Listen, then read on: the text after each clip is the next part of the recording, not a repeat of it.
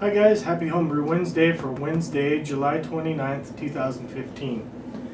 So, tonight I am going to try the first taste of my mounted Canadian blonde. Just took it out of the fridge, so we'll go ahead and give that a crack. Nice hiss on it. A little bit of smoke. And we'll give it a pour here.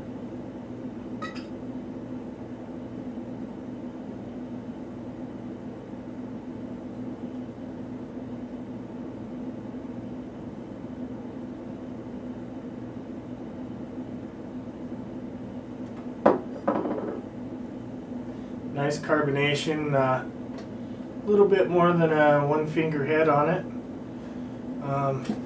Nice and clear, if you guys can see that. It's got a little bit of chill haze on the glass. Like I said, I just took it out of the fridge. So let's go ahead and take a sniff.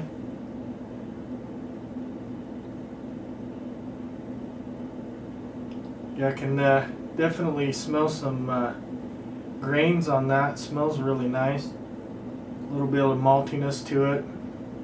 Let's go ahead and take a taste. Cheers, everyone.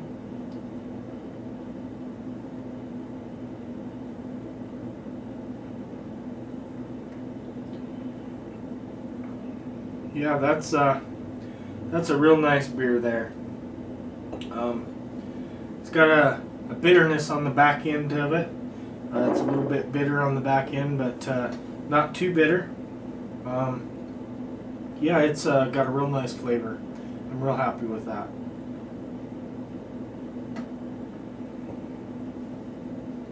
Okay, so over the weekend I did get a chance to do some brewing. Actually, spent most of the day Saturday out here doing brewing stuff. I went ahead and re-racked all of my wines that I had. I have 4 5-gallon jugs of wine that I racked over the weekend. I didn't do any filming of that really. Everybody's seen the racking and all that, so I didn't film any of that, but that took a couple hours to do all that. And then as you can see, I brewed up 2 Mr. Beer kits that I had laying around. I did shoot some footage of one of them, so I'll go ahead and insert that now. As you can see, I'm doing some racking today. This is the banana wine. It's been going since March. As you can see, it's absolutely crystal clear. Actually racking 4 wines today. The 2 bananas that I did, the 2 5 gallons of bananas, the cinnamon, and the grape from the backyard. So doing a little bit of racking today. Today we're going to go over the Mr. Beer kit and we're going to brew it up. I'm going to change a little bit. I'm going to add some DME and some dextrose to it just to add a little bit of flavor to it. But this is what you get in the kit. You get the 2.5 gallon keg, some beer stickers that we probably won't use. You also get a set of instructions. You get some carbonation drops, of course the can kit with the yeast under the lid. You get some no rinse sanitizer, lids, and bottles. So that's pretty much it. I'm going to go ahead and sanitize this next. I've just cleared some stuff away to clear up some room. So the first thing we're going to do is add water to the keg. There's a line on the bottom. It's 4-quart mark, so you want to fill it up to that 4-quart mark, which is right here. Then once you get that filled up to the 4-quart mark, you're going to cut open your no rinse sanitizer, and we're going to dump half the packet in there. You're going to save the other half for bottling day. So we'll dump about half the packet in there.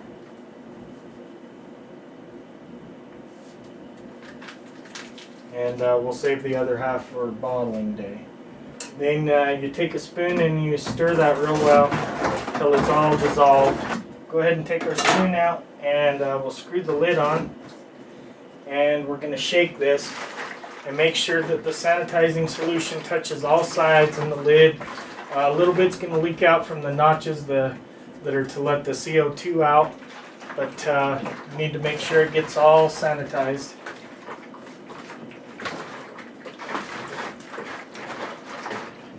Okay, and then once you got that all done, then I've got my utensils that I think I'm going to need: a spoon and a spatula and a can opener. Anything else you might need, go ahead and put into a bucket or a bowl, and then drain the solution through your tap so your tap is all sanitized. Drain that down into the bucket, and then we'll sanitize all of this stuff. Then after you get all your stuff sanitized, you're going to get a saucepan and put some water in it. Fill it about half full, or about that much in the bottom of it, and put that on the stove and bring that to a boil. So once that starts boiling, I'll be right back. Okay, once your water comes to a boil, go ahead and move that off the burner. Open up your can kit, take out the yeast packet, and it also has instructions in there, and set those to the side. And then take your can, there's a divot on the top, go ahead and put that down into your hot water, and we will let that sit for about 20 minutes to a half an hour just to thin out the extract because it's really thick. Okay, so first I'm going to add 350 grams of corn sugar. So we'll go ahead and measure that out. Okay, so we've got 350 grams in there. Next, I'm going to add 250 grams of dry malt extract. In this case, I'm using amber malt extract. So we'll just go ahead and bring that up to 7 grams total with both of them.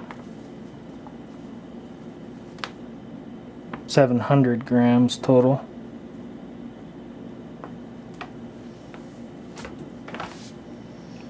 Okay, and then we will add this to our water when we get it boiling. Okay, so we got a pot on the stove. We're going to add 4 cups of water to that.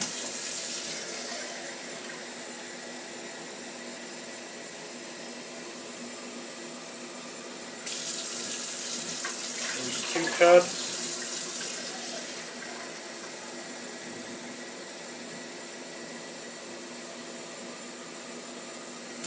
And 4 cups. And we're going to bring this up to a boil. And while the water's bringing up to a boil, we're going to fill the keg up to the 4-quart mark with cold water. So we'll go ahead and fill that up to the 4-quart line, and we'll be back. Okay, so our water has come up to a boil. So first thing I'm going to do is dump in the extra DME, dry malt extract, and the corn sugar. So I'll dump that in and mix it up. We'll want to get that really stirred in there. We'll remove it from the heat, and we'll get that stirred in really well. We're going to take our liquid malt extract, or our can kit, take it out of the hot water, use our sanitized can opener, and we will open that up.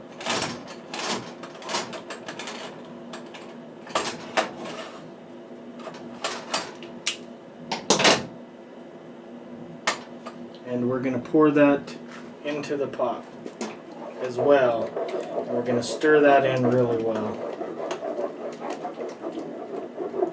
So I have some hot water here. We're going to go ahead and add a little bit of that to the bottom of the can. And we're going to stir that up and get the rest of the contents out of the can, because we want to get all that we can out of there, all the flavor and all the sugars and everything out of there. So We'll go ahead and fill that up, and we will give it a stir here.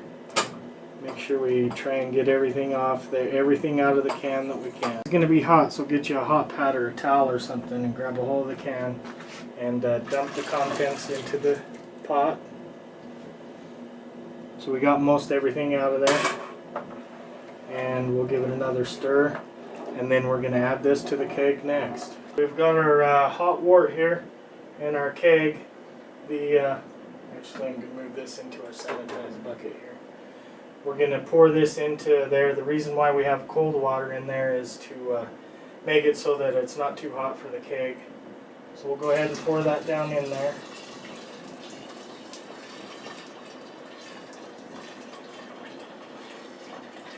Now that you've added everything to this, it's now called wort.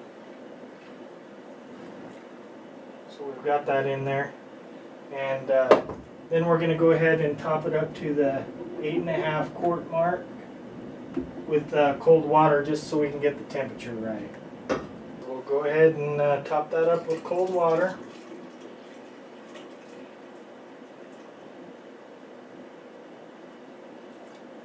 Okay, we're at the 8.5 quart mark. Now I'm going to check the temperature. The instructions doesn't tell you to do that, but I'm going to take a hydrometer reading and check the temperature next. And I'll sanitize my thermometer here. Turn our thermometer on. We'll stick it down in there.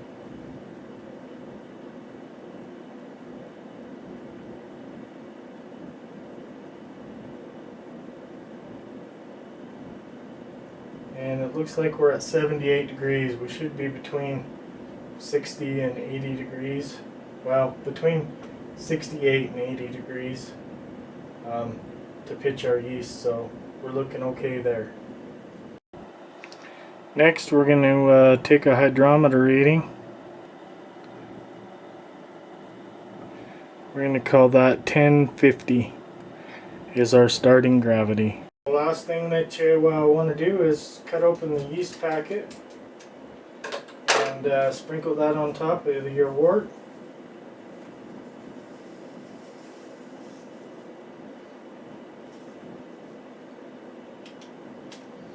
And screw your sanitized lid on the top. And now we'll just let it sit and ferment. There you have it. I did rack the 4 wines, degassed and stabilized them. So now they're just going to age for a while. Brewed up the 2 beers. They're fermenting away as we speak here. I did add a little bit to them just because I heard that the beer kits needed a little bit to jump start them a little bit more, so we went ahead and did that to both of them. I made them both the same way. So yeah, that'll be another 5 gallons of beer. I did about 2.5 gallons in these, so another 5 gallons of beer is on the way while we drink the Canadian Blonde that turned out really, really well. I'm really happy with it. It's got a nice malt profile to it. It's well balanced. Like I said, there is a little bit of bitterness on the back end, but it's not too much, so yeah, it's a delightful beer.